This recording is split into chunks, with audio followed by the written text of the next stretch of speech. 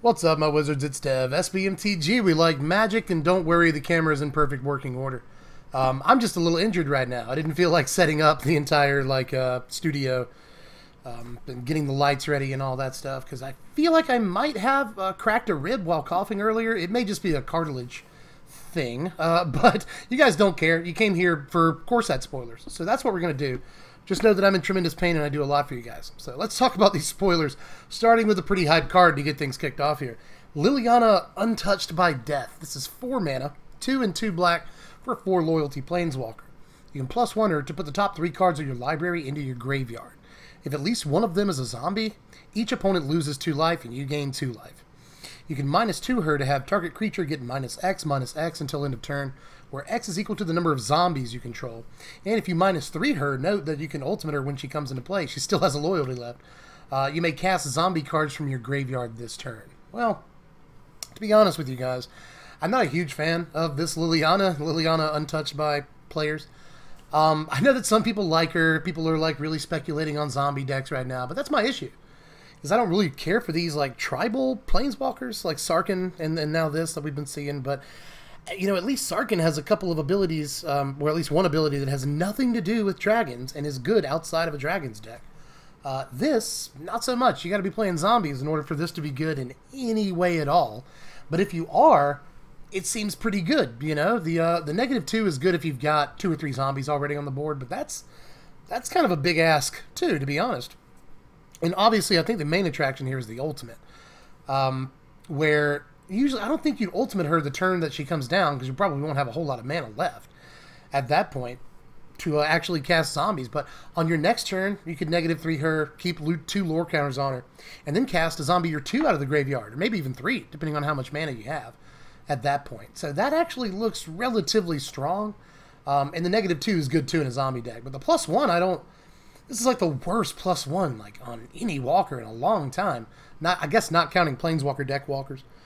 It is a milkshake, you know. If you want to put stuff into the graveyard, this is a pretty good walker to do that. On turn 4, you know, usually you want to be executing your graveyard plan by turn 4, not still milling yourself, you know. So I don't like the +1 at all. But aside from that, I guess in a zombies deck, it more or less feels like you absolutely must play this Liliana. So if there's a zombies deck in standard for the last couple of months here, before a lot of Amonkhet zombies rotate out, then she'll be definitely be an important part of it. And maybe, you know, if you're playing zombies in Commander, you almost certainly want this Liliana. So she has her place, but I just don't think that this is actually going to be a very popular walker for constructed tournament level play. Let me just put it that way. But up next, we'll take a look at her contract. Lily's contract is 5 mana, 3 and 2 black for an enchantment. When Liliana's contract enters the battlefield, you draw 4 cards and you lose 4 life. At the beginning of your upkeep, if you control 4 or more demons with different names, you win the game. Well, the obvious combo with this is Arcane Adaptation. Because really, as long as you have 4 differently named creatures at all, and you've named demon with adaptation, whoops, you win the game. So that seems like a fun one that we're going to have to try to budget up at some point. But honestly, drawing 4 is really good. Even at the 4 life rate, I don't necessarily like that. But drawing 4 is great. My only problem is that it costs 5 mana, and so against a lot of decks, at least in the current standard, you drop this on turn 5 at the earliest and you lose 4 life. Against aggro, you really can't afford to do that. So I don't know how good this card actually is. It's probably pretty bad, right? But I at least want to try and do the Arcane Adaptation deck. That's nothing but fun. Also note, by the way, that we have a 2-drop demon in Metallic Mimic for all intents and purposes with this deck. So that might be pretty cool right there, but moving on. We're going to look at Elvish Lieutenant. This is 2 mana, 1 and a green for a 2/3 elf warrior. And whenever it becomes the target of a spell or an ability that an opponent controls, you get a 1/1 elf warrior creature token. And you can pay 5 and a green and have Lieutenant get +4/+4 until end of turn. Now what I like about this is that it wasn't long ago that I really wanted Sylvan Advocate back in the format. And I made that known, did a whole thing about it. But this is kind of like that. It doesn't have the vigilance, but I feel like it's meant to call back to Advocate. You know, it's a 2 mana, 2/3 elf that once you have 6 lands has the ability to get way bigger. And this does definitely become a very serious threat if you can pump the 6 mana into it. I like that on turns where in the late game you draw dead, or you draw land, or you draw something not good. and you just need an efficient way to use your mana, it's really, really good. Suddenly you have an enormous creature. And the creature type is right. We need a good 2-drop elf, you know, or at least I think we do for these elf decks, if we're going to play them at all. And aside from that, it can create really good extra value for you. You know, if they want to lightning strike this or braid this and get rid of it forever before it can get big, it'll at least leave behind a token, which doesn't seem like much, but it's something. I mean, you basically don't lose any board presence. There are a lot of good things about this card. I think it's really, really strong, and I think it absolutely will see play. But onto a card that's a bit more iffy. This is Isolate. It's just 1 white mana for an instant. Exile target permanent with converted mana cost 1. Well, I do like that it says permanent, because this can take out like Ether Vial. It can take out Alpine Moon, which I haven't seen anybody say that yet, which is weird. But it can kill Alpine Moon if you absolutely need it to. It kills Death's Shadow. It kills Pithing Needle. You know, there's a lot of stuff. Even though, I mean, I say there's a lot, but the card is still a little bit narrow. In the end, I'm just not sure that this kind of like 1-for-1 interaction, that's not going to ever get you any mana value. You know, it's not going to gain you tempo. It costs 1, it destroys 1, you know, converted mana costs 1 things. So it'll never actually generate tempo for you. I'm not sure that this is good enough. Like I said, there's probably just better sideboard answers to some of the stuff that this card answers. But we'll see. I mean, I might be way off base here. The card is obviously good in exactly the right situation. But how common will that situation be? We'll see. Up next, though, is Detection Tower. This is a land. You can tap it for a colorless. Or you can pay 1 and tap it, and until end of turn, your opponents and creatures they control with hexproof can be the target of spells and abilities you control as though they didn't have hexproof. So why even print Carnage Tyrant, right? Or why even print the Knights? I don't know. Cards like this bug me. It's a very serious tool for your threats to have hexproof against control. And I think that control already has enough tools to deal with creatures like Carnage Tyrant, you know, things like Settle the Wreckage, for instance, and Fumigate even, that they don't need stuff like this. Just really put you off of playing hexproof stuff against control. But it will be played. It will absolutely be played. It's kind of like an Arcane Lighthouse that doesn't care about Shroud, but does care about your opponents. You know, not only does this negate the hexproof on your opponent's creatures, but also your opponents, which will matter maybe in Standard with creatures like Shalai lurking around. You know, this kind of gets around Shalai. So, who knows? Maybe it was needed, or maybe Wizards thought it would be needed. Obviously, Shalai hasn't been the most important card in the world just yet, but who knows? There's always the future. So, I guess I'm not too mad the card exists. I'm just, like, personally bugged by it. But I'll try to be objective here and say, like, this is obviously a good card. That'll probably be a one of either main deck or sideboard piece, depending on how important cards like Carnage Tyrant and Shalai are. Up next, let's take a look at Novice Knight right here. This is just 1 white mana for a 2/3 human knight with Defender. But it's not as feel bad as it sounds. As long as Novice Knight is enchanted or equipped, it may attack as though it doesn't have Defender. It's really good. It's really, really good. It's got the right creature types, too. But instead of being in the Knight deck, I would imagine that this was actually going to go in the Blue-White Auras deck. You know, imagine just slamming Curious Obsession on this turn, too. You know, swinging with a 3/4, drawing your card. Like, all of that seems like it's really good. And even if you don't swing, you can always, you know, leave it up to block. You get a 3/4 that's, you know, resistant to Lightning Strike and resistant to a Braid, and you can probably get those enchantments on. You can get Curious Obsession on before they even have a chance to cast, you know, a 2-mana removal spell against this if you're on the play. So I think there's a lot of really cool stuff about this card. I really hope we see some more good equipment to go with cards like this, and Danitha, and Valduck, and Champion of Flame, and even SRAM, whilst he's still in the format. You know, there's a pretty decent red-white equipments deck just around the corner, hopefully. Again, we get the right equipment. So hopefully this deck will come along, but there's already a decent budget way to play this deck, and then just slots right in there. But let's take a look at Dragon's Hoard real quick. This is a brand new card. It costs 3 mana. It's an artifact, and whenever a dragon enters the battlefield under your control, you put a gold counter on Hoard. You can tap it for 1 mana of any color, or you can tap it and remove a counter from it to draw a card. Well, obviously people are talking about Dragon Tribal and Standard, for which I think this is too slow. I mean, I will say, if you're playing, you know, the 4 or 5 color dragon deck, you probably want this to fix your mana.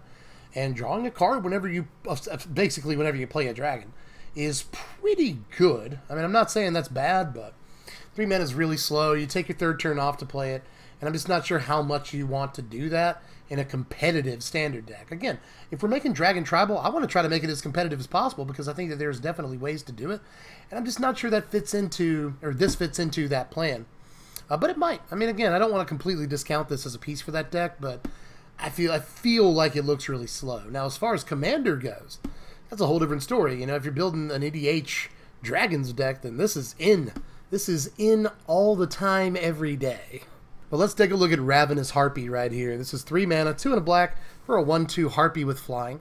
You can pay 1 and sack a creature to put a +1/+1 counter on it. So this is our Nantuko Husk for this set, and I do like it. You know, I've been wanting a decent option for sacrificing creatures for an Aristocrats deck. And we had a couple in the format already, but I actually really like this. It's not quite Husk, you know, it's not going to deal all the damage all at one time, but it can get counters on it. It's still got a pretty high threat of activation if you've got a few open mana, which is the worst thing about it in comparison to Husk. I'd really rather have a free sacrifice outlet, but 1 is still probably decent. And it's going to get through more than a creature like Husk would just by virtue of the flying. So I like a lot about this. I think it might be standard playable again in specifically a deck that wants to sacrifice creatures. I don't want to pay mana either, but at least it's good. You know, at least it's decent. So we'll have to wait and see if that's really a viable option for a deck right now. But if it is, I think Ravenous Harpy might really have a place. Up next is Double Cast. And don't freak out, this is not quite Fork, but it's still cool. It's 2 red mana for a sorcery. When you cast your next instant or sorcery spell this turn, copy it and choose new targets for the copy. Well, Fork is way better, just so you know, but Double Cast is still cool, and I think there are arguments for it, even though you probably have to work really hard to actually make this good. Like, you could just say, oh, just double cast your Lightning Bolt in a burn deck. That sounds good. Yeah, but you have to take up those slots on some number of double cast in your deck, and I'm not 100% sure you wouldn't rather just play more burn spells. You know, one situation I kind of like the card in, but I'm still on the fence about is Wizards, whether that be mono red or blue red Wizards. This is, you know, a prowess trigger for Soulscar Mage, and it's a trigger for Odalise, and it doubles those triggers on, you know, the next spell you cast. Let's say you double cast and then Wizard's Lightning for 1 mana. So you just paid 3 red mana in that turn, and that's it. It's not much mana. You've dealt, you know, 6 damage to a total of 2 targets at the most. And you've gotten 3 different prowess triggers or Odalise triggers. And all of that seems really, really good to me. And it feels like it's probably a better card to play than a card like Insult to Injury in that deck. And I have seen versions of that deck that play a 2 of Insult to Injury. And I think they'd probably rather have double cast. For all intents and purposes, I think at least. So let me know how you feel. I think double cast is cool. It'll also likely see some form of EDH play, just because everybody likes having effectively extra copies of their spells in EDH. So I think that it's cool. I'm glad that we got a callback to Fork. That's dope. So if nothing else, we can be happy about that. But up next, I got something for you, mill players. I know you've been asking for it. Here's Psychic Corrosion. It's 2 and a blue for an enchantment. Whenever you draw a card, each opponent puts the top 2 cards of their library into their graveyard. So it's like a better Jace's Erasure that costs an extra mana, so it's debatably better, right? But the text box, the effect on the card, is way better than Erasure, and could go alongside it in a dedicated mill deck. I'm not sure how much you'd want that, but I guess if you're playing casual mill, this is going right in there alongside Erasure. I wish it was common for Pauper, so you could play both, but whatever. Whatever, you know, if wishes and butts were candies and nuts, we'd all have a Merry Christmas. But I do like this for trying to build a standard mill deck. You guys know that I don't really like 3 mana do nothing the turn they come into play enchantments. You have to take a turn off to cast in the first place. I want my cards to have some sort of value the turn I play them, but I still think that I like mill enough as an archetype, and I want it to work too. So we're definitely going to try to make this card work in standard. Especially in a standard with a card like Pull from Tomorrow, this could be fantastic. So we'll give it a shot. We've still got Fraying Sanity for a couple of months, and that, even though that's another 3 mana do nothing enchantment, it's still cool that we'll have them in the same format together. So we'll definitely give it a try at the very least. Now let's take a look at Arcane Encyclopedia. This is 3 mana for an artifact. You pay 3 and tap it, and you draw a card, just completely invalidating JMD Tome, a card that I loved when I was 12 years old. You know, oh my god, you just draw an extra card, that's crazy. This is just way better in every way. And you'll probably play this in your commander decks if you're the kind of person that played JMD Tome. Not many people do. But this is Palaka Wurm, which we have already seen in Rise of the Eldrazi, but I think it's way better in this format, as denoted by the fact it's been shifted up to rare. But it's 7 mana in case you haven't seen it. 4 and 3 green for a 7/7 worm with trample, and when it enters the battlefield you gain 7, and when it dies you draw a card. Few things I like about this right now. First of all, if you can play it on turn, usually 5 I think is what you're aiming for, against aggro, then you've done a great job. You got a 7/7 with trample that they can't attack into if it's untapped. I mean, they can try, but it'll block everything from Tezzeret on down and kill everything but Tezzeret. And if they do manage to kill it in any way, you draw the card. But the 7 life is what's important against aggro. That's going to really help you restabilize. That seems fantastic right this second against both mono red and red black. Mono red just has almost no real answer to this card outside of multiple burn spells, and they don't want to do that. And against red black, if they unlicense Disintegrated, which is one of the best cards in their deck, and that's how they deal with huge creatures that would normally go way above them. If they unlicense Disintegration just about any other creature, that's a really feel-bad play for you. But with this, yeah, you lose your guy, but you've effectively netted 4 life in that exchange and gone up a card. You've drawn a card. So this sort of helps to nerf unlicensed Disintegration in a lot of ways. And I really like that as a finisher in a ramp deck. So this might actually end up seeing way more play than it ever did the first time around. Just a few more to go here. We're getting close. We're going to look at Leonin Vanguard for a second, and I mean a second. Leonin Vanguard is a 1 white mana, 1/1 cat soldier, at least the creature type's good. At the beginning of combat on your turn, if you control 3 or more creatures, Vanguard gets +1/+1 until end of turn, and you gain a life. Well, this would normally, I would usually look at this a little bit harder, but in a format with Chain Whirler and now the black horse hoser, the the horse that gives all creatures -1/-1 when he comes into play. I just don't. It's hard for me to look at X1s the same way anymore. It just doesn't look as good at all, and it requires you to have a bunch of creatures out for it to be any good whatsoever. And again, that's just not going to happen in a format with Goblin Chain Whirler. It's going to be really tough. This as early in the game as you want this to proc to actually make that happen with Chain Whirler as being so important. So I'm just not sure. Maybe if you're looking for life gain triggers, you want to play this card. But aside from that, I'm just not really seeing a whole lot of reasons to do so. Up next is Leonin Warleader. This is a much better looking cat to me. This is 4 mana, 2 and 2 white for a 4/4 cat soldier. And whenever it attacks, you create 2 1/1 white cat creature tokens with lifelink that are tapped and attacking. Well, this has a potentially very high ceiling on it. Very low floor because you have to untap with it on the battlefield. You have to make it to your attack step to actually get any value out of it. But if you satisfy those conditions, it can snowball pretty easily. And if it just gets to make 1 attack, then you've effectively put 6 power in play for 4 mana. And 2 of that power has lifelink. You've made 3 guys for 4 mana. I mean, all of that is really good. You get to keep the tokens after the attack step. So this could theoretically generate 8 or 10 or more power for you over the course of a game. It curves really well into Regal Caracal. Just think about that for a second. Just so much that I like about this. It's an aggressive 4-drop for white decks, and they kind of lack that right now. They've got good defensive 4-drops, but not a lot of good 4-drop attacking creatures. And I think this is pretty decent for that if you're not just building the Knights deck, right? So I'm not really sure how good this is. It might just be slightly off of the level for constructed play, competitive constructed play. But I at least want to try it out, because again, the ceiling on this card is insanely high. But next, let's take a look at Fraying Omnipotence. This is 5 mana, 3 and 2 black for a sorcery.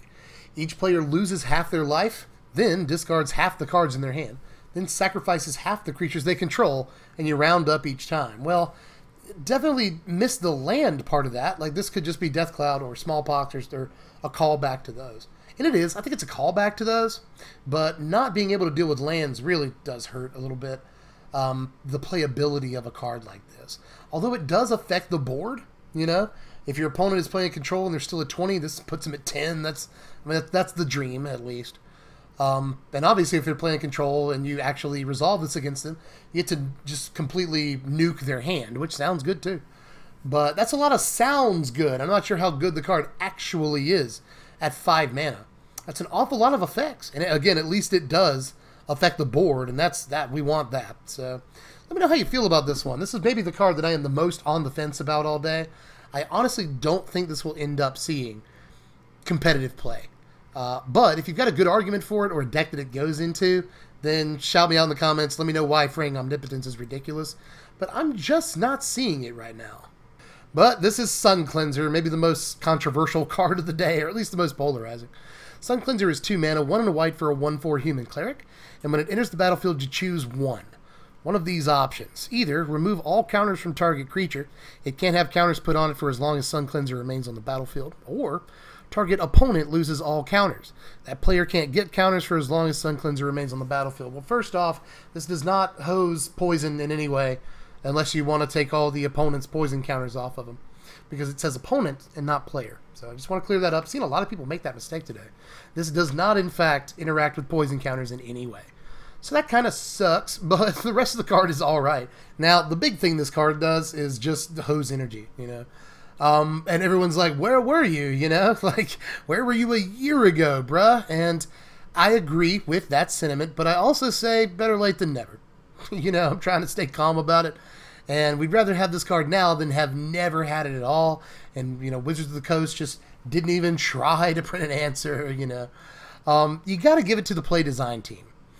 This, I believe, is only the second set that the play design team had really had any influence on. And so I would bet that it was their involvement in testing this standard that brought about the, you know, Sun Cleanser. That's all I'm going to say. So thank you, play design team, because I'm pretty sure you're to thank for this card existing. You know, and I'm not going to hold it against Wizards. It sucks we didn't get the card until now, but hey, we've got the card right when we didn't need it. But still, you know, this is great against energy if you absolutely need a card against energy. And even against, you know, mono red, I wouldn't mind having this in the main board. It can't be hit by Braid, Lightning Strike, Shock, Magma Spray, any of that stuff. It blocks Goblin Chain Whirler and lives. You know, just really not a whole lot of 2-drops that can say that. So I like a little bit about Sun Cleanser as just a 1/4 for 2 mana in standard. We don't have a whole lot of that, but it also gives you some extra value, which I do like. So there's things we can do with Sun Cleanser, and there will probably be things we can do with Sun Cleanser in the future. So I like that Sun Cleanser's around, but I'll join the chorus and say, why the heck wasn't this printed a year ago? All right, well, I saved the best for last here, and I do think this is the best, definitely. This is Tezzeret, Artifice Master. He's 5 mana, 3 and 2 blue for a 5 loyalty planeswalker. +1. Create a 1/1 colorless Thopter artifact creature token with flying. And for 0 loyalty, draw a card. And, just because it needed to be better, if you control 3 or more artifacts, draw 2 cards instead. And his -9, the ultimate is, you get an emblem with, listen to this, at the beginning of your end step, search your library for a permanent card, put it onto the battlefield, and then shuffle your library. Okay, so which ability on this card is the bad one? I can't figure it out, you know. It comes into play for 5. Maybe that's it. Maybe it costing 5 is supposed to be the bad part. But you play it for 5, and you +1 it immediately in a lot of situations if you got a 6 loyalty planeswalker and something to protect him. You know, he creates flying creatures. That's a really good way of protecting yourself. So I love that. He has no minus abilities. He's got a 0 ability that always draws a card, which is good enough by itself. But again, if that weren't good enough, if you've got the requisite number of artifacts, drawing 2 cards for 0 loyalty is nuts. All week during spoilers, I've been saying that planeswalkers need to protect themselves and need to generate card advantage. Well, here we go. This walker does both of those things and does them well and doesn't have to minus for either ability. Plus, he's got a pretty high starting loyalty, especially if you +1 him, something else you want a planeswalker to have. So just by all the ways that you judge a planeswalker, and people keep saying, like, this is my system. No, this is the system. I didn't create this. This is the system for judging whether or not a planeswalker is good. He checks all the boxes. He checks every single box. So I love this planeswalker. Definitely going to see play as far as I'm concerned. 5 mana is the only thing pricing him out of the format, but I don't think it prices him out of the format. 5 mana seems like a very fair rate for everything this planeswalker is doing. He's my favorite Tezzeret that I've ever seen printed, and I know people are probably going to take issue with that statement, but I like, you know, good, fair, powerful cards that are good for constructed play. You know, I'd place that over flavor. You know, I place that over fun factor a lot of the time. I just like powerful but fair cards, and this is that all day. And I gotta come down. I gotta calm down from this Tezzeret because I'm hurting myself, but in any case, I'm pretty sure that's it. I'm gonna reload Mythic Spoiler like one more time just to make sure that I'm not being an idiot, but as far as I know, that is all for today, so let me, yep, that's it. So let me know how you felt about all these down there in the comments section. There was definitely stuff to get jacked about. That Tezzeret is crazy. You know, the new Jace's Erasure looks cool. We got a callback to Fork. You know, Palaka Wurm looks decent again in this format. More decent than it did the first time. Sun Cleanser looked pretty hot, to me at least. I know that we got it way too late, but it's a good card for the next 2 or 3 months, so at least there's that. You know, Fraying Omnipotence is a card I'm not sold on. There's just so much to talk about today. So get at me in the comments section and let me know how you felt about all these. Basically now all that's left to do is the YouTube stuff. You know, if you can spare the time, just throw me a like, click the thumbs up button, or if you haven't done it yet, subscribe. You can always just follow me on Twitter at SBMTGDev. It's a good way of knowing when we put videos out. Or you can throw me $1 a month on Patreon. There are other options, but $1 is really all I ask. And I'll let you know what decks we're doing the day before we do them. And at the beginning of formats, which is coming up really soon, I'll let you vote on what decks you want to see the most. So $1 gets you a long way, and it'll help me out because I'm probably going to have to seek medical attention before too long. My rib hurts. Again, I don't know that I've cracked it or broken it. I think it might be a cartilage issue. It'll be okay in a few days, but it really hurt terribly when it happened, and I've been slowly recovering. But in any case, don't... You know, just help me out if you possibly can. You know the spiel. And also, click on the first link in the description and go over to my sponsors at TCG Player, who also help me have medical coverage when I need it. They're good folks over there. And they are where you can get all these cards for the cheapest pre-order prices right now. They're a good pre-order price guide. And you can order sealed product for incredibly cheap compared to a lot of other sites. You know, I've seen sites charging $105 for a pre-order box of a core set. And right now on TCG Player, I think they're still just a little under $95 for pre-order, which is a pretty good deal. So check out the link in the description. Helps them, helps you, and helps me. But yeah, that's pretty much all I've got for this one. So I guess I'll catch you cats later until the next spoilers, which there's not a whole lot of. Mythic Spoiler says we've seen 233 out of 280 cards in this set. So we're actually not too far away from the whole thing being spoiled. And then it's Deck Tech season, so I'll see you guys for the next one, and then I'll see you guys for the Decks ones. You see what I did there? But in any case, whatever. That's a dumb joke. I'll catch you cats later. I'm Deb from The Place. Thanks for watching, my wizards. Spread love and be kind.